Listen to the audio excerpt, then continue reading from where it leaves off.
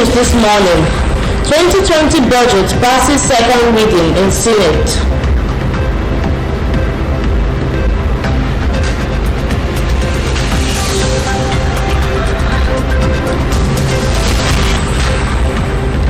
Minimum wage. Federal government labor meeting ends in deadlock.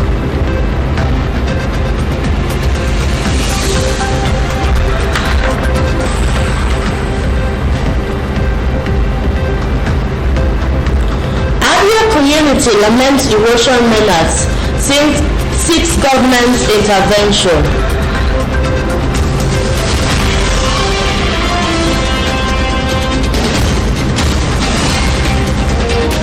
Lagos Open. Burundian teenager wins women's single.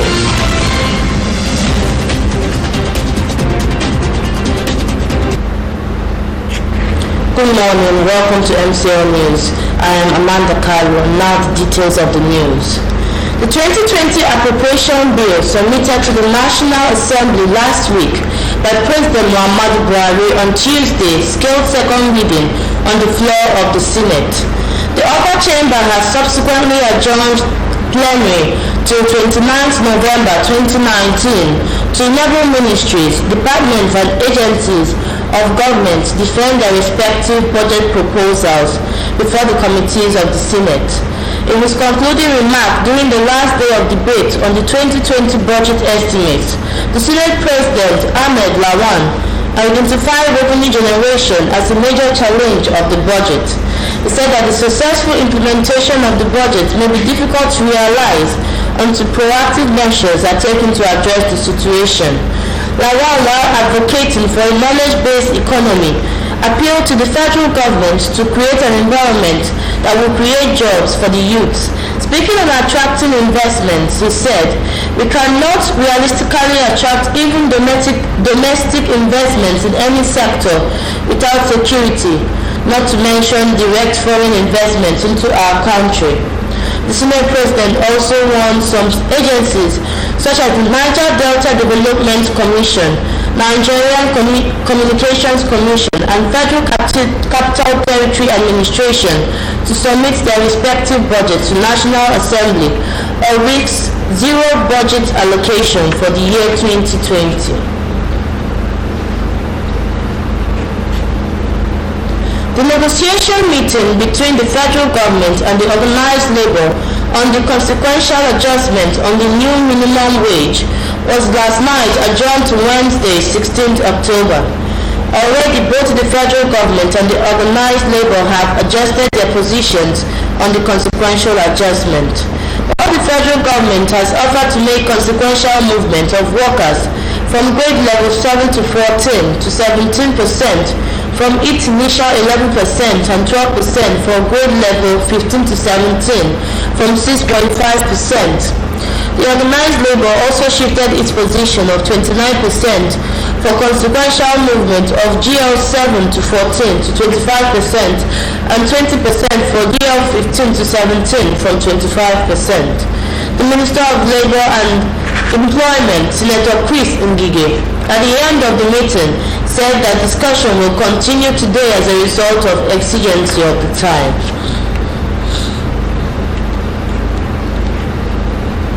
President Muhammadu Buhari on Tuesday in Abuja received briefings from the Minister of Aviation, Senator Hadi Sirika, as Nigeria scored 96.4% in improved security in civil aviation.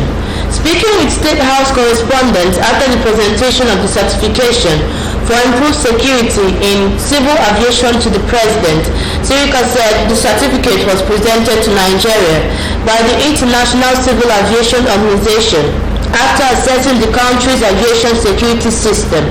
He stated that the feat recorded by the Nigerians followed the restructuring of the nation's security around the aviation sector. Sirika, who recalled how some passengers of Turkish Airlines threatened airport officials in 2015, said the incident had given a wake-up call to the country's aviation officials. He said that the officials had kept improving the security architecture across the country's airports, thus leading to the attainment of a near-perfect situation.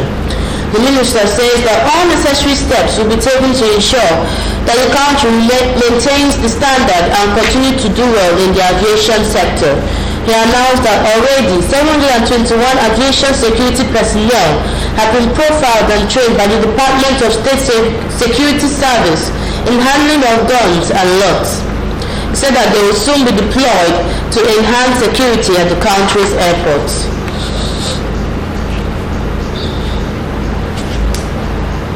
The Minister of Interior, Ralph Arembessola, has lamented that only 30 million Nigerians have so far registered for the National Identity Card. Arembessola made the disclosure while responding to questions during a special town hall meeting on security in Katsina State on Tuesday. The minister also said that the federal government has established a Ministry for Humanitarian Affairs and Disaster Management to rehabilitate victims of insecurity challenges and bring support to them.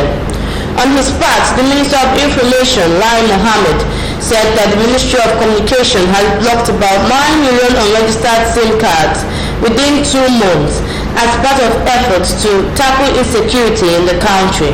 Mohammed explained that the town hall meeting was organized to explain to the people on the successes recorded by the federal and state governments in the fight against insecurity in the northwest sub-region. He observed that the situation has improved following measures being taken by federal and state governments as highlighted by the governors and ministers at the event.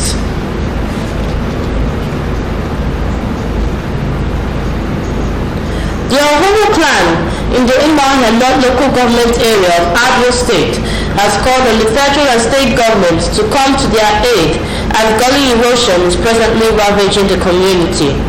The appeal was made at a meeting by Ohono leaders of thought, elders and community leaders at the country home of Chief Amande Udenze Inuwele Aforugiri. In a Save Our Soul letter, the community lamented that the gully erosion was already encroaching on Isiokata and had almost divided the access road from Umahra to the Ohono clan. The residents urged governments at the federal and state levels to urgently come to their aid by reclaiming the remaining portion of the road and to also check further encroachment. The group also condemned moves to relocate the permanent site of the National Open University of Nigeria from the Owo Community Secondary School, Amogugu, by the federal government. Describing as unfortunate efforts to relocate the institution without for mere political interest, the stakeholders called on the university authorities and those plotting the relocation to return the school to its approved venue. It was gathered that during the meeting, 2 committees were set up to look into the issues raised with a mandate to interface with the state government and government officials of Ohono extraction. The committees, according to findings, are expected to fashion out the quickest and most potent ways to resolve the issues by ensuring that the attention of both the federal and state governments are drawn to the menace and dangers of gully erosion in Ohono.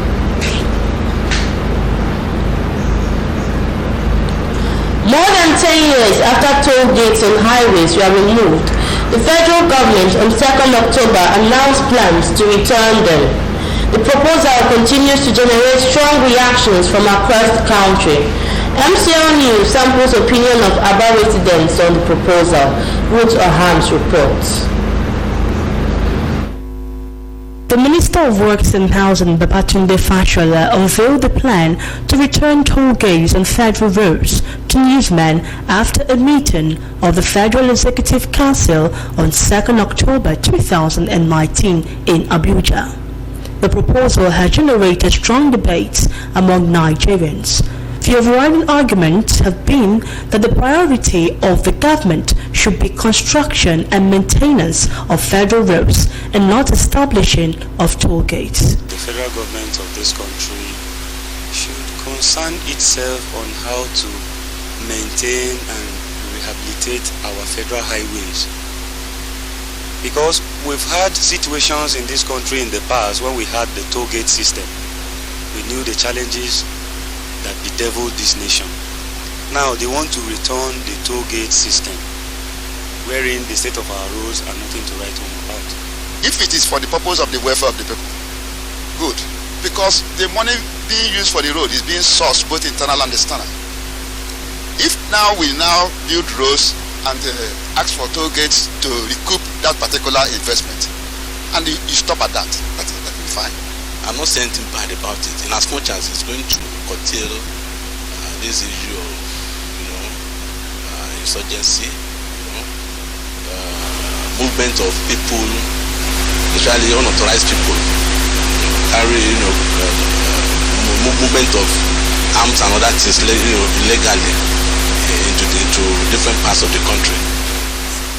It's a good idea on one condition, that the roads should be motorable. An issue raised by some respondents is the number of toll gates recommended for southeastern federal roads.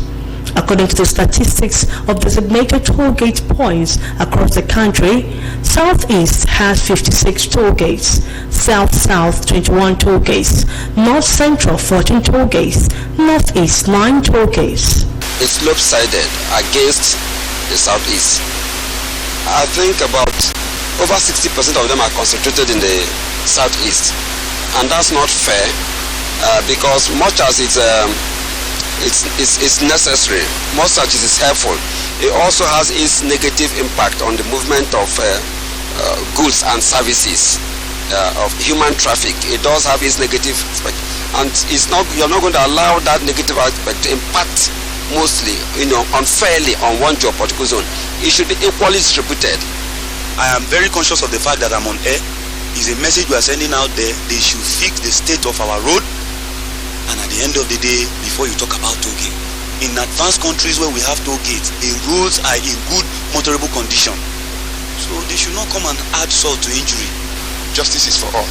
So when this toll gate is going to start, let it be to every geopolitical zone in the country. The administration of former President Olusegun Obasanjo had in 2004 removed toll gates from federal roads across the country. Urban residents have appealed to the federal government to maintain federal roads before establishing toll gates. Ruth Ohams, MCL News.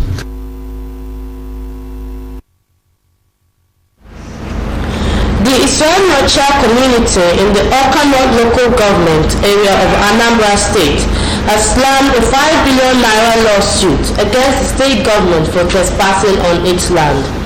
Joining as defendants in the matter are the Anambra State Housing Development Corporation, the State Ministry of Housing and Urban Development, Ministry of Lands, Survey and Town Planning, as well as Messrs. Willie Okafor and Anthony Walford. The community says that the land was acquired by the state government for the development of a housing estate. In the suit filed at the High Court of Anambra State City in Awka, the plaintiffs are claiming 200 million naira as special damages for the alleged destruction of 2,000 economic trees, 30 million naira for 300 pieces of timber, 500,000 naira for medicinal shrubs, 10 million naira for agricultural crops, and 4.75 billion naira for the destruction of 4 unfit-generated places of worship. Messrs. Jeffrey Ude, Basil Ezike, Jude Okoye, and Anthony Nwogbo, who filed the suit on behalf of the Umuneri village in Isuanyocha, urged the court to grant perpetual injunction restraining the defendants, their privies, agents and cohorts from further trespassing on the said land. They said that a petition was written to the State Commissioner of Police through their council to protest against the massive malicious damage, but alleged that the CP had failed to investigate the petition. The plaintiffs said after the malicious damage and trespass, the defendants engaged surveyors who conspired with them in plotting the land and installing beacons and signposts on the land without the community's authority. They prayed the court to declare that as owners of the land, they are entitled to the right of occupancy over it.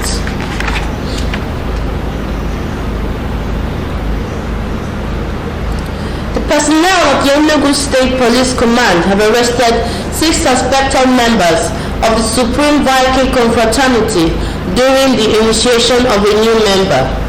The State Police Public Relations Officer and the National Coordinator of the Police Campaign Against Cultism and Other Vices, Ebere Amarizu, told journalists on Monday that the suspects were arrested by an official of the Emene division in the Akpoganike forest during the initiation of a new member on Saturday around 10 p.m. Amarizu stated that the arrest of the suspects was made possible by credible information provided to the police by members of the public and a well-coordinated operation with the local vigilantes, urged residents of the state to always report any security concern to the public for effective policing of the state. He said the suspects were arrested with a locally made double-barreled pistol and cartridges. The police spokesperson said one of the suspects, 20-year-old Njoko Sylvester, who hails from Umbo in Ebonyi State but living in Emene, was being initiated into the confraternity when the operative struck. He gave the names of the other suspects as Ede Chijioke, also known as CJ Black, a native of Uboka in the Nkanu East local government area of the state, Ede Ibabuchi, also known as Wise Man, 18, Chinonso Ugu, also known as Chaka Bullet, 25, a native of Onoba Nike, Oko Udochukwu, also known as Double, 21, from Onoba Nike, and Chinedu Wakasi, also known as Aroswag, of Ugwoba Oji River. Marizu said that the suspects are helping the police in their investigation with a view to arresting other members of the confraternity.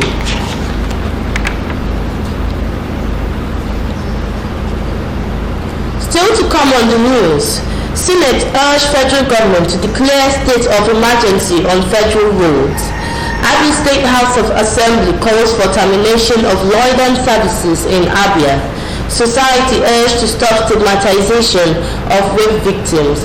These and more will come your way from our Umaria studios with Chiefs AK after the commercial break. Please stay tuned.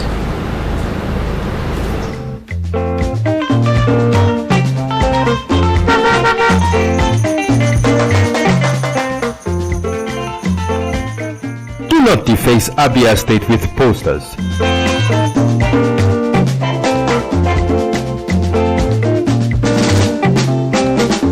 Do not defecate on our streets. Do not litter Abia State.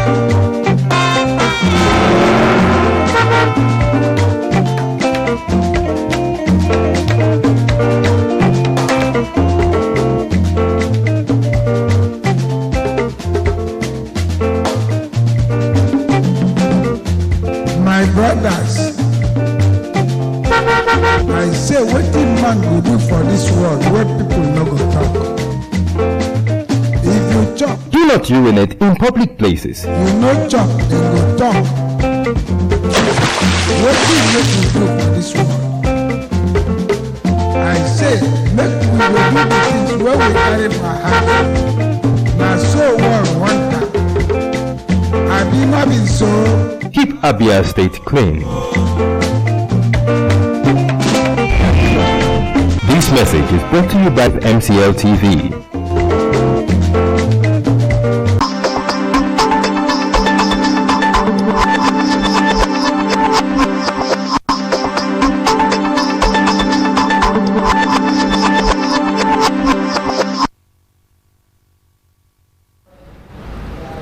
You're welcome back.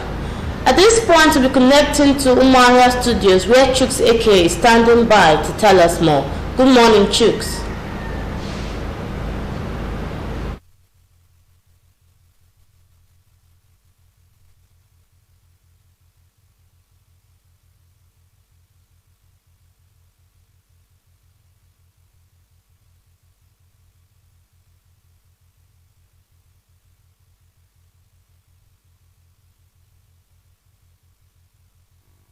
Amanda, good morning. I know you're welcome to Omaha and Chiefs AK.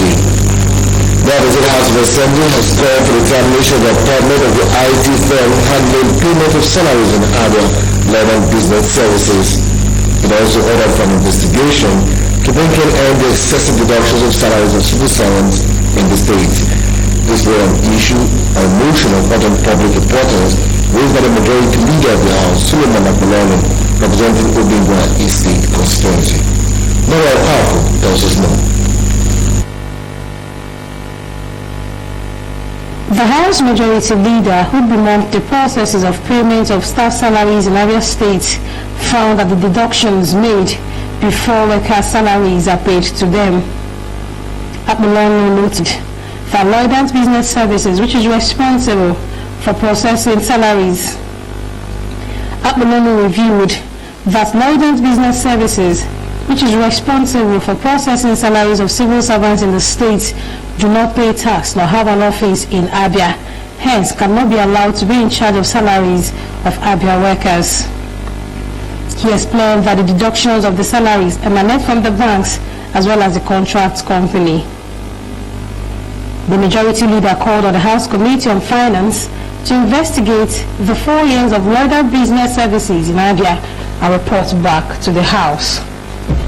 He prayed that Lloyd's Business Services and their businesses of payment of salaries in the state be suspended.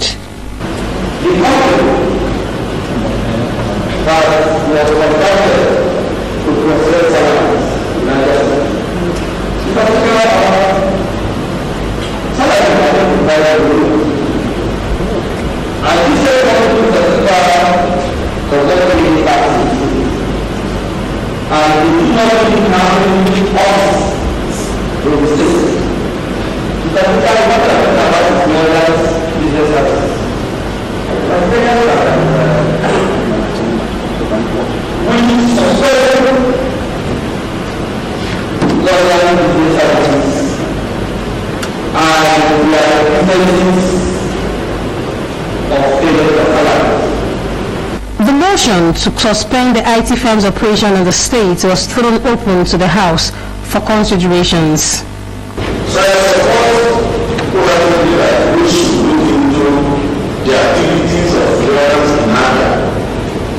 These are big lawyers in the West and consulting financial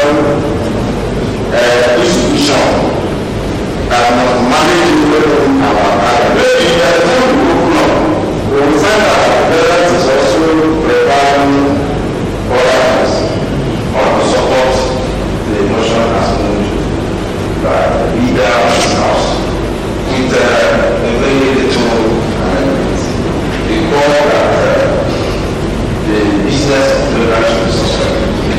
I want to say that this House resolved requesting the agency to suspend the businesses in this state by this government. Speaker of the House, Chiledum Orji, in response, said the House will not hesitate to call for the termination of the appointment of anybody or company who dares to tamper with salaries of workers, especially its payments before month end. He condemned that salaries are prepared in Enugu and paid to workers in the state, noting that this will no longer be tolerated no matter whose cause is God.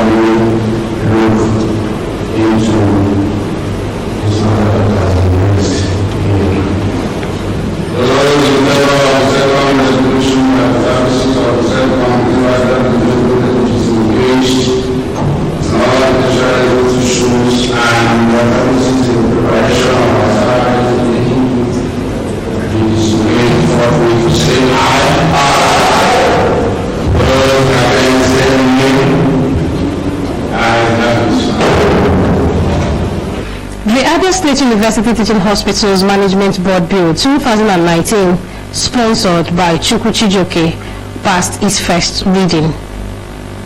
Nora Okafor, MCL News. The Senate has asked the federal government to declare a state of emergency on federal roads across the country. Lawmakers have still made a request during plenary. This new motion raised by Senator Gershom Bassey from Cross River, who declared the deplorable state of federal roads in Nigeria. Senator Bassey also informed the Senate that the Petroleum Product Pricing Regulatory Agency has failed to remit the 5% user charge of fuel pump price to the Federal Road Maintenance Agency, as stipulated in the Act for Rehabilitation of Federal Roads. In this resolution, the Senate ordered the committees of Petroleum and Federal Road Maintenance Agency to investigate the alleged non-remittance of funds by the Petroleum Products Price Regulatory Agency for rehabilitation of roads in the country.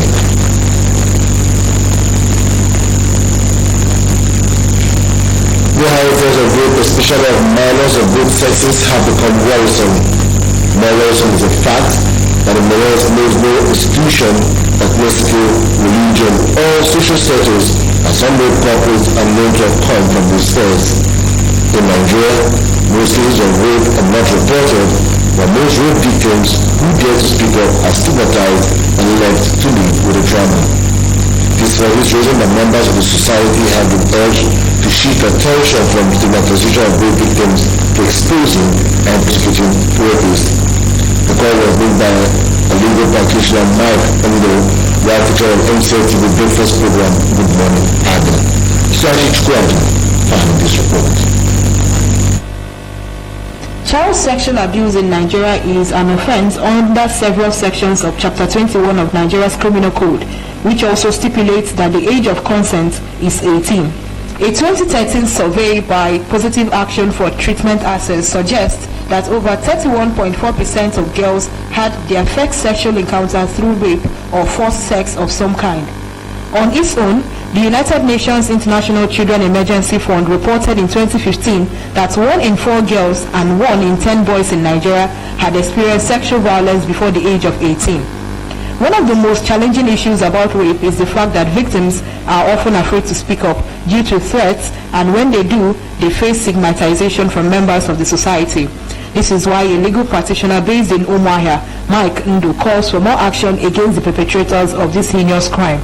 Civil society organizations and some other individuals who are also interested in ensuring that these girls are not being stigmatized should try and sensitize the society, conscientize them to understand that it wasn't ordinarily the fault of the girl child. And once that is done, we will be able to see them as people we should protect instead of perhaps running away from them. We should learn to expose them. But my worry is that once you do that, people will even start looking at the girls to be worse than those who are even worse than them. So that is the area of our lives and attitude towards them that we should at least re-examine, and if possible, we change it or wipe it out. Let us encourage every girl that has been so violated to come out, and let men also, who incidentally will have the urge to have them married, should not consider that as a barrier. Undu also stated that relatives who are attracted to and rape younger members of their family are mentally unstable and require medical and clinical help. On the way forward, the legal practitioner advised parents to befriend their children and pay attention to their needs rather than chasing after their careers. Parents should remember that the foundation of their existence, those who will continue from them, are the children. Because you cannot count yourself a successful man or woman without a successor. So these are children are going to be your successors. So why not invest more in them than investing aside them? If incidentally you are focusing on making money, some other persons will train their children for you. And when they do, you are sure to lose those kids. It is the view of many that the existing laws in the country should be strengthened as the fight against rape and other forms of sexual abuse persist in Nigeria. Also, victims should be encouraged to brace up and face life with the understanding that they can lead successful lives. Nchetachi Chukwaja, MCL News. And now reverse brings us to the end of our package from Omaha. We'll take you straight back to the studios in Aba, where Amanda Kali is waiting the rest of the bulletin. Thanks for watching. Chuksiki. Thank you, Chuks, for this news report. The Amobona intersection, which links to Araria Market and Ahonuru Market, through Azikiwe Road in the past experienced heavy flooding. This is a result of blocked drainage. On recent visit by MCL News to the area, the reconstruction of the drainage channels are ongoing. Esther Ndukwe reports on the progress. In the past, Anawuna by Azikiwe and Okiwe Road experiences flooding after a heavy rain as a result of high volume of water. This is attributed to the blockage of drainage channels in the area. A visit to the area shows that work has commenced on the drainage channels. Respondents who spoke to MCL News narrated the challenges they face passing the area. What goes on to now, the side and now was adding across the neighbor. They would take a 5 o'clock, 4 o'clock, would up about chipping in. Like here, no my road, no motor, my taking open a pass. It affects both the tricycle that we are using, because when it affects the tricycle, it means that after your income, you spend some percentage of your income in repairing damages caused by the bad roads. I know why not both in the bus. Put in the joke, put in the Nabaki, because I want to make a price because of the situation of the things. What's the game? About 2 days, 3 days, I got a raw mechanic. And you make mistake when you're Rebecca, so I give you from your time when 100 naira. You only got they happy. Okay, feel I'm the weekend, but the situation of things. And why not tired too much?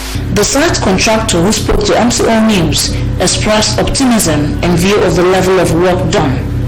He stated that the construction work will end in 2 months, urging the commuters and residents to be patient with them. Because this is a very important road. It's a very good road because we have a lot of traffic here. And as a result of this road construction, we had to divert the road to another route. But we are working tirelessly to fix this road in the next 2 months. Yes, we are going to do rigid pavement. That's a concrete base road here. We'll put our concrete base, then we'll put asphalt on top. So that is even the reason why it will take 2 months to complete it. If not, in a month's time we can finish this work. In fact, we have been meeting them every now and then, begging them to be patient. Especially these people doing blogs and these people doing business here. We have been meeting them almost on a daily basis to plead with them that it's a matter of time.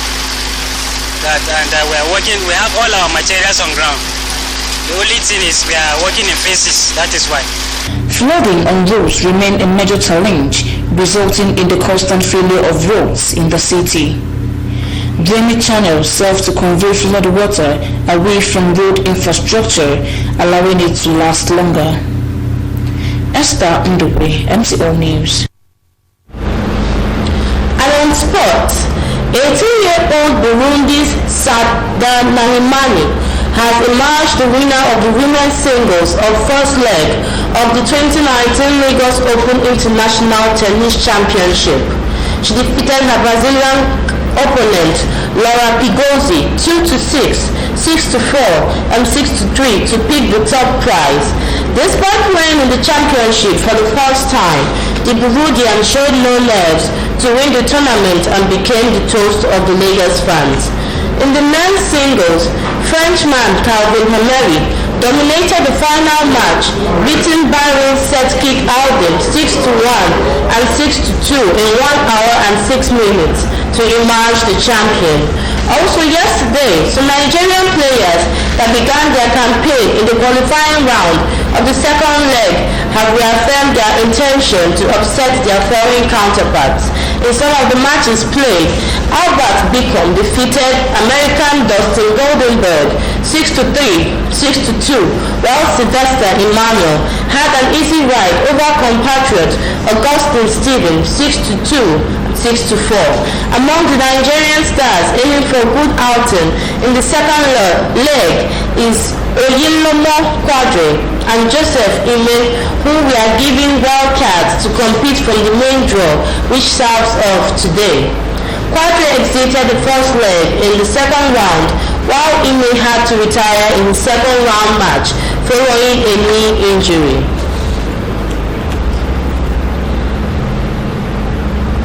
That's the size of our news package this morning, but before we sign out, a recap of our major stories. The 2020 Appropriation Bill submitted to the National Assembly last week by President Muhammadu Buhari on Tuesday scaled second reading on the floor of the Senate. The negotiation meeting between the federal government and the organized labor on the consequential adjustment on the new minimum wage was last night adjourned to today.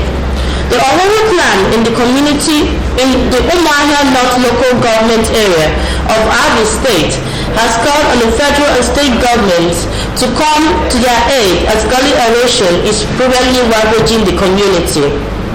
And on sports, 18-year-old Burundi Sadona Himani has emerged the winner of the women's single of the first leg of the 2019 Lagos Open International Tennis Championship. That was the news. Thanks for watching. I am Amanda Kalu. Please do join us by 1 p.m. for more news.